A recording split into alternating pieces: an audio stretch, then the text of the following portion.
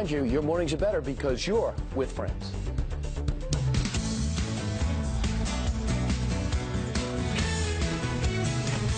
Wow, what a night you had. It was so cool. What do you mean? Went to the town hall in Milwaukee, got a one-on-one with Donald Trump. Great. Interviewed Sean Hannity. We got to meet everyone there. Thank you so much for being there. Y'all were all so nice. And we're going to show you what it's like to be behind the scenes at a town hall. That's coming up. Do you think John Roberts knows anything about that? I know. He gets to do this every day. It was so invigorating. It was really awesome. Y'all have done it before, but I'm kind of new at that. In lieu of sleep. That's right. That's okay. I can sleep when I'm dead. It was fun. Okay, that's a very good point. Right. We all can. Or this weekend. That's right. I'll catch up this weekend. Let's hope weekends come first. That's right. All right, let's talk about the race. We begin with the race for the White House. Big changes overnight from Team Trump. The Republican nominee adding new members to his campaign staff. Man, things are changing fast and furious. Fox News senior national correspondent John Roberts is live in Milwaukee with the latest on the Trump camp change and along with his interview. Hey, John. Hey, Brian, Steve Ainsley, good morning to you. The thing that I'm trying to figure out is why am I still stuck in Milwaukee while Ainsley's back there in New York City? That's where I really wanted to be this morning. Though we love Wisconsin, right? We love Wisconsin. Hey, Donald Trump hired, guess what? Another guy named Steve for his campaign. Steve Bannon is a top executive at Breitbart, now moves to the position as the chief executive officer of the Trump campaign. This is a guy who was once called the most dangerous political operative in America, a guy who really believes that Donald Trump should be Donald Trump. He loves the tough Donald Trump, so it's likely that he will encourage him to continue in that direction. And Kellyanne Conway, a frequent guest on the Fox News channel, has now been elevated from senior advisor and pollster to the campaign manager. So Donald Trump can now boast that he has a woman at the very top of his campaign. Now to last night's speech in West Bend. Big departure for Trump for a couple of reasons. First of all, first time he has used a teleprompter in a rally-style setting before thousands of people. And based on the response that he got, likely that he'll continue to do that in the future. It's also the sort of speech not typical for a Republican candidate. Trump building out in his theme of being the law and order candidate, directing that message to inner cities, promising to pursue policies that will improve the lives of minority Americans through economic and educational opportunity and strong policing. Trump last night pledging to break the cycle of poverty, blaming Hillary Clinton and the Democrats for policies that perpetuate poverty and lawlessness. Here's Trump from last night. She is against the police. Hillary would rather protect the offender than the victim. Hillary Clinton-backed policies are responsible for the problems in the inner cities today, and a vote for her is a vote for another generation of poverty, high crime, and lost opportunities. Now, it's not likely that Donald Trump is going to win African Americans over en masse with that speech. I mean, it's a message that he will continue to push. He may win a few over, but really what this is aimed at is independent and moderate voters who've got an idea that Trump is not the sort of person who wants to embrace all Americans. He is trying to give this idea that he is an inclusive candidate and hope that that one sells. Also, Donald Trump today receives his first intelligence briefing, his first classified briefing. That'll happen this afternoon at FBI headquarters. Governor Chris Christie will join him along with Lieutenant General Michael Flynn.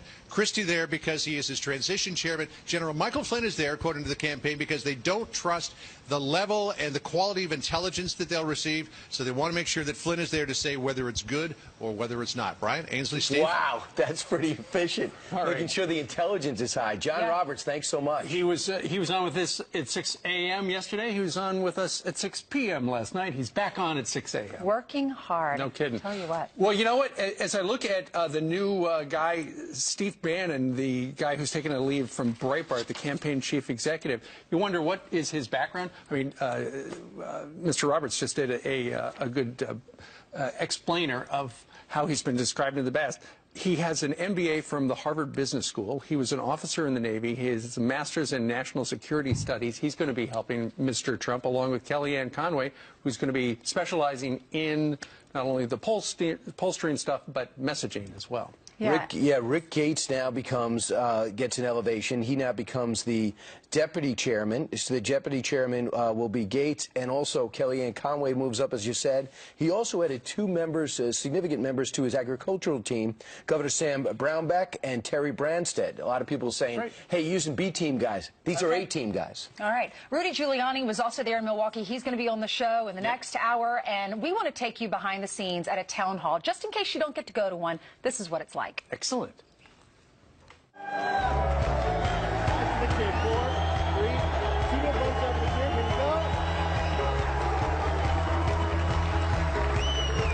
I love Donald Trump. My dad's a veteran, and he wants to help veterans. You came from Georgia? All the way from Georgia. Did you drive? We drove on Sunday, and it's my 16th Trump event. I got tickets. We decided, hey, we're going to go up there. This is where we learn about the candidates. You're up close. I want to make sure that Hillary Clinton's the next president of the United States. People want change. She's not the agent of change. Donald Trump is. I think it's a perfect place to be, and I think it shows that Donald is willing to confront this problem, and Hillary is living in denial. What do you think Donald Trump needs to do going forward? We have 3 more months. If you watch the mainstream media, they want you to believe that this is already over. Well, I think what they're trying to do is I think they would like to deflate the feelings of those that think that he can win. This, you know, Ronald Reagan wasn't winning in October until October of 1980. And I think that I have never seen a more abusively biased, one-sided, pro-Hillary media in my entire life. Ainsley, I just think that at the end of the day, if the American people focus on issues, and this would be my unsolicited advice for Donald Trump, I would forget about everything else but 2 people, Hillary and Obama. Mr. Trump, why do you think it's important to do the town halls? Well, I like doing them with Sean. He's a special guy, really very smart, he's very decisive in the sense that he wants to get right down to, you know, let's get right down to it. How do you have the stamina to keep going and going and going? You've only taken 2 days off this month. Hillary's taken 7 days off. Well, that's a good question. I do have a certain stamina. Maybe it's called parents. They had good stamina. My parents had great stamina, but I enjoyed it. I'm loving it. The crowds are fantastic. I think the response has been, Ainsley, the response has been incredible. No matter where we go, we have overflow crowds, thousands and thousands of people. People don't talk about that. You know, they never mention that. But we were in Pennsylvania. We had overflow, 5,000 people that couldn't get in. We went to another site. We had 7,000 people that couldn't get in. We were in Virginia. We had thousands of people. It's just really, it really makes you feel good. First classified briefing. Are you bringing in General Flynn, and why? Because I think he's a great guy. I've gotten to know him. He's been a real fan of mine and defender of mine, and he's a terrific guy, terrific general, tough, smart, feels like I do about, you know, illegal immigration in particular. He wants to make sure the right people are coming into our country, not the people that we're probably taking in right now. We don't even know who we're taking in. I mean, we have people coming into our country. We have no idea who they are, where they come from, and he's somebody that I believe in. Do you trust intelligence?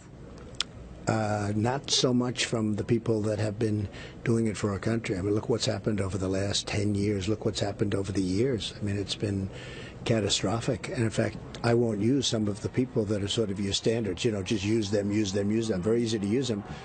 But I won't use them because they've made such bad decisions. I mean, you look at Iraq, you look at the Middle East, it's a total powder keg. If we would have never touched it, it would have been a lot better. I mean, we would have been much better off, on top of which we've spent probably $4 trillion. Nobody even knows what we've spent. So, no, I have great people, and General Flynn is one of them. What do you say to the critics that are worried about you or Hillary getting classified information?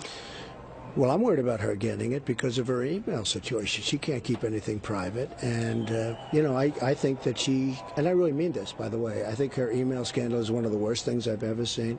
She deleted 33,000 emails, which is a crime. What she did is a crime. And to think that you have subpoenas and you're deleting emails, it's unthinkable. And I think probably her single greatest achievement in her life will be getting out of that mess because, and I don't think she's really out of it. I can't believe that she's out of it. But justice has to be ashamed.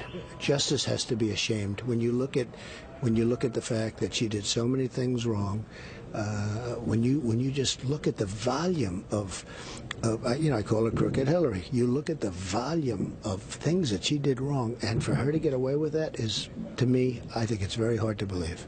Well, you can hear people in the background starting to roar in the big room, and that's because he then left you and went and did the town hall, which you will see tonight at 10 p.m. Eastern on Hannity. Yeah, Sean Hannity was up on the stage getting the crowd going, and then Donald Trump came in underneath in the basement. That was in the basement, and that was right before he went up on the stage, and you could hear the crowd in the background. I was surprised at the number of young people that were there in that audience. There were so many. And the people who drove all the way from Georgia? From Georgia. Oh, my She's God. been to so many events. Great job. Thank you. That's what you want. People behind the scenes. We see enough of them on camera. The other thing that I had to add, you see Governor Walker in these yesterday. He wants to be there. A lot of times Republicans are staying away. Senator Cory Gardner of Colorado yesterday says, I'm aboard the train. Senator Ayotte yesterday says, I will be voting for Donald Trump.